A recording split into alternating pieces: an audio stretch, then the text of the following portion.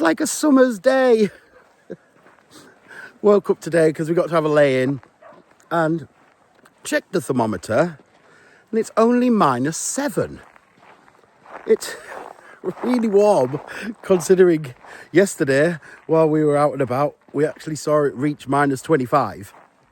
So that was a great day yesterday. We really enjoyed ourselves. Hope you've enjoyed watching that. And then we went out. We went in hope of finding the Northern Lights, and Paul was driving, and we were going to head to this certain place, which is outside, like a little village, and we thought we'll head there because there's not many lights there. But there was a car driving so close behind us. Paul was freaking out. So we kept going past the turning, and that driver behind us turned to go into the village. Oh my Lord, we were so lucky. It was like karma. So we kept going looking for somewhere to turn around, and we found a little turn-in, and we thought, oh, it looks quite dark. Let's go over here. We went over a humpback bridge, which, to be honest, we nearly got stuck on. And within minutes, the Northern Lights, the Aurora, were better than the first night. So I'm just going to say this. Roll the clip. Okay, right. It's Stephen from the future talking to you from when it was back then. Anyway, just hear me, right? So there is over 7 minutes, I think, of footage of that last night where we were out watching the Northern Lights. So I have been told in the past that 1, your videos are too long. 2, your videos are too short. 3, you should add music. Number 4, don't add music. It's just a vicious circle of trying to keep everyone happy. So what I'm going to do next, like the bits you're going to watch, I've actually added the music because it's music that I've made. So I've used some clips. A few of them are at normal speed and a few of them are sped up, because one clip alone was over a minute long where the Northern Lights were dancing like, I'm looking up there, they're not up there. And I just couldn't choose the best, like 3 or 4 little segments. So I've sped some up, I've slowed some down, I've added music, and if you want to watch them all right at the very, very end of this whole vlog of the whole day, you can do so. But for now, it's just sped up, and there's a bit of music, and go and enjoy it at the very, very end. But please watch all the rest of it, because there's a bit about the museum. There's also the amazing, and I mean amazing, ice hotel, which will be coming up. And then the incredible, like goose pimply, like a pimply goose night that we got with the Sami people out on the reindeers with the Northern Lights. Anyway, just watch it and don't moan. Roll the clip.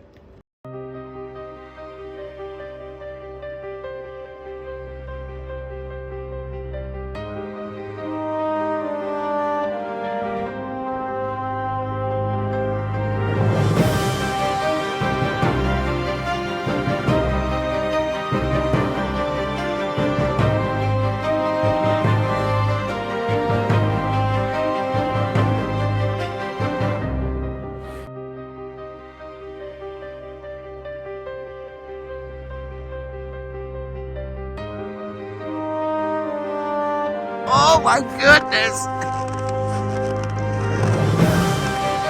The land's even green.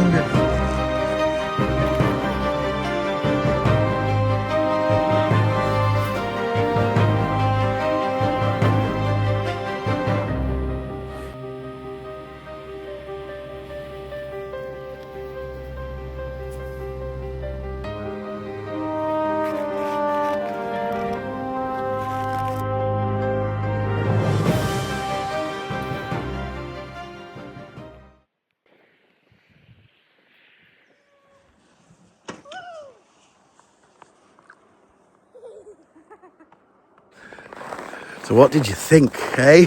We were lucky, very lucky. And then when we got home, and then we saw them right above our house, which you saw in the clips there, I added them in. So you don't really need to go out into the middle of nowhere to see them. And they aren't edited, and I swear they're not. They're just, okay, they're cropped or straightened, but I haven't added any of the colours or anything like that before anyone starts typing in. So today we've got quite a lot planned. Lovely activity this evening, but we thought what we'd do is we'd come and have a look at a bit of the history of Alta, which date back thousands and thousands of years. Okay, there's snow everywhere, so we're not going to get to see everything that I want to show you, so I will be adding clips like over and adding photographs of other videos or photographs of what we're going to see.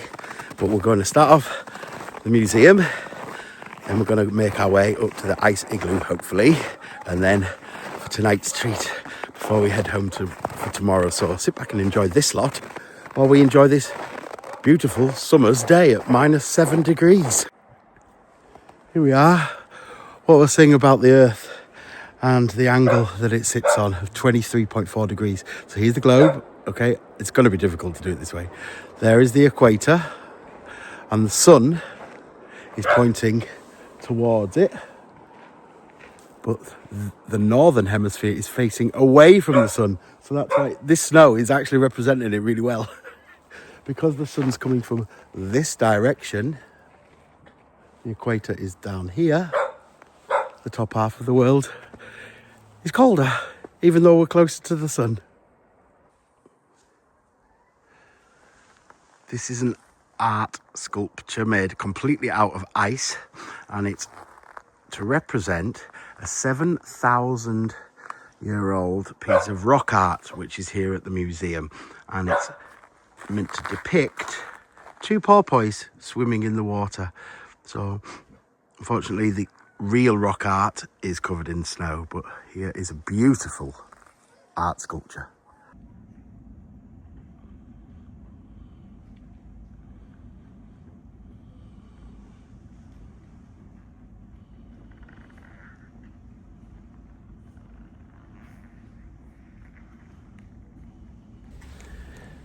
You start off in the basement. Here I want to talk quietly because there are other people and everyone's reading. You come into a basement. First thing you see when you come down the stairs, some giant metal doors. And I thought, oh, maybe it's if there's a huge volcano eruption, because there is a volcano down south in Norway, and thought maybe a tsunami, but no, they're actually bomb shelters, because since the Cold War, then the rule in Norway that all buildings over 150 square meters, so tiny, like your house, had to have a bomb shelter. And then it was increased to 1,000 square meters, and there is 2,600 bomb shelters all around Norway. Oh, excuse me, 26,000 bomb shelters all around Norway, and it can hold up to 2.5 million people. The population of Norway is 5 million, so it's survival of the fittest, really. So there's that doom and gloom gone. Then you come through and you enter into a room where it talks about the rock art, and there are boats, reindeer, elk, all like men, fish, underwater, it's called, under the water, and they all are showing different things made by different rule, religion of who's in charge of that generation through history. What I love the most is, I'm gonna try and show you in a demonstration, because you know we'll see how that goes. These are the people of ancient Norway, and they're still around today, called the Sami, S-A-M-I. This is their traditional dress, and this is a young boy from the 1800s, and through time it was the Sami which roamed the land as hunter-gatherers and foragers. And there's one item here, and an absolutely blown away with it. I'm gonna turn the camera so you can see, and I'll explain what it is. In ancient times, early as 1800 to 1050 AD is where this came from. This is a looming sword, and it was basically used for like separating threads and beating weaves that they make, and they were all they were all engraved like this. And if I gently move in, you can see. And the Sami people would use these to make their blankets and their clothes. It's absolutely beautiful. And these were the tools which were used to help create the beautiful textiles that the Sami people created, like this. So the large sword that we saw earlier there, that would be used to thin out the threads, help weave them all together.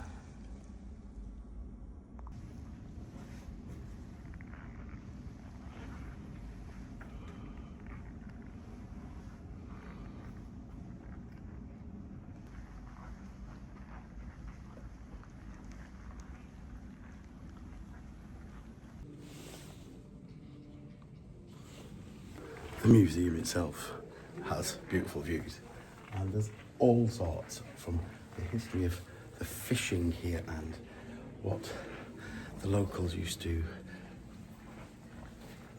repair nets with to catches one of the biggest salmon ever caught here. Now, I'm trying to remember what I read. It was at the airport, and I think it was something huge, like 26 kilos. This salmon, yeah, that's right. I've got a picture, so I'll pop it up. But not only is the history of fishing, and then the Sami and the stone art, there's these ancient old woolen clothes. And this is actually called a dorka. Can't find how old it is, but then stuff which I do love, rocks. There's a section on mining, which was done from years and years and years ago. It's showing you how the mining worked then, to tools that they used, to different types of rocks that you find. It's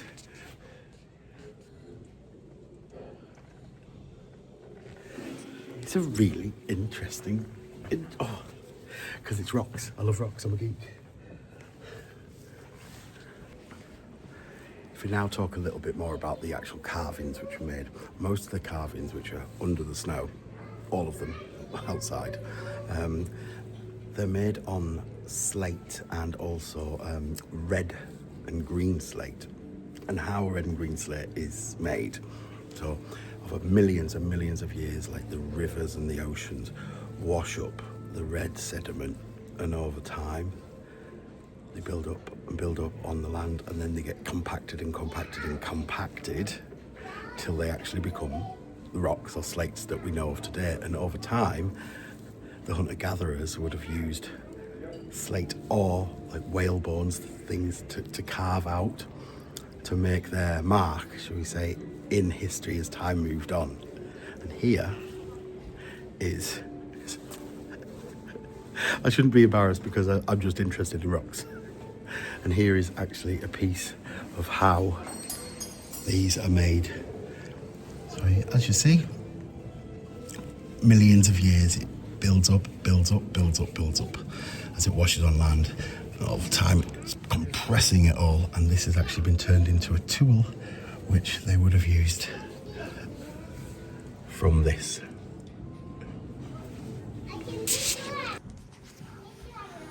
This is a little model of the mountains and the land here up in Norway, and if you were to slice the earth in half, you'll see over the millions of years the different types of slate and minerals and red clay which has turned into red slate and grey slate, which is still under the earth today.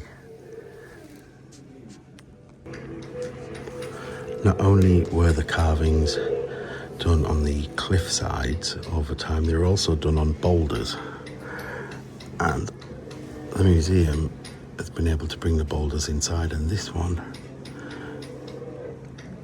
is 2 boats and its crew and a bird. I can't see the bird, but I can kind of make out the boats, one behind one another. A lot of the rock art actually laid undiscovered because of light, and here you can see this is a model of how light plays a part in being able to see these carvings.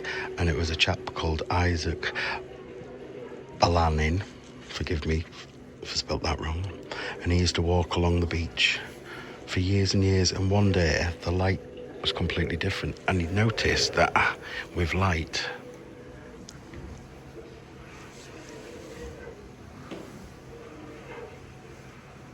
actually showed greater detail because of the shadows that they create. Boat, reindeer, bear, boat, huntsman, reindeers and elks. The museum wouldn't be complete without a Northern Lights section, and here you are. I've actually been waiting to try and think of a way how to put this into the video about the history of the Northern Lights and what people thought. And in ancient times, some believed it was the spirits of their maidens, others believed it was reflections of the Vikings' shields or their swords dancing in the sky, and one was also about a fox was running through the sky and its tail was waving, which does make sense with the last 2 nights that I've showed you how they dance in the sky.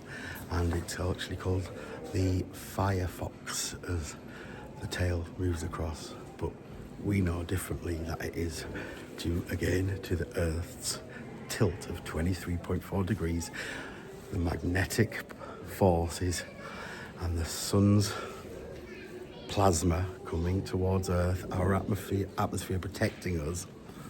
Those particles then stretch, and as they stretch and then shoot back, that's what creates that dancing effect. Here's a really yummy one. I absolutely adore it, knowing how old these are, like up to 7,000 years old, where people were walking around. This is like their social media, you know how we do it now to try and get a like or a click.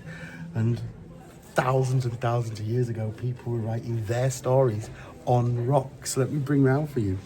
So we can see here, we have a bear at the bottom. As we move up, there is a reindeer and a bear. If you just look above the bear where it's all a little bit rough, okay, you will also see bear footprints which have been carved in, which go all the way up. That's the kind of stuff I like, where it tells a story. And at the museum as well, there is also a cafeteria with just like cakes, cans of pop, and a spectacular view, which I'm sorry, the lighting, I'll put the picture up for you now of the view, and a gift shop which actually sells replicas of the old carvings which are out there. There's Northern Lights things, there's hatware to keep you warm, there's lovely books as well. I would highly recommend coming here. It's cheaper to come in the months of, I think, December and March or February because everything's covered in snow outside, but even so, just to come inside, take a look, it's really interesting. And I think you could tell that the carving with the bear and its paw prints and the deer, oh, that's made me smile so much. I love this kind of stuff. This is probably got to be the most ridiculous way of showing you how the land and ice ages work. So a long time ago, I am going to be the land of Norway, okay, and it was really cold and an ice age came, so this is the ice age, right? So over time, the ice built up and built up and built up on top of the land. The land then sunk, because of the weight of all the glaciers. Then the water level would be here, let's say, where my face is. As the ice melted, the land moved back up slowly, but the water stayed the same. So where my eye is, that was one of the first carvings about 7,000 years ago. And through time, as the sea got lower and lower, more people carved at different levels. I ain't a scientist, but I hope that that makes sense.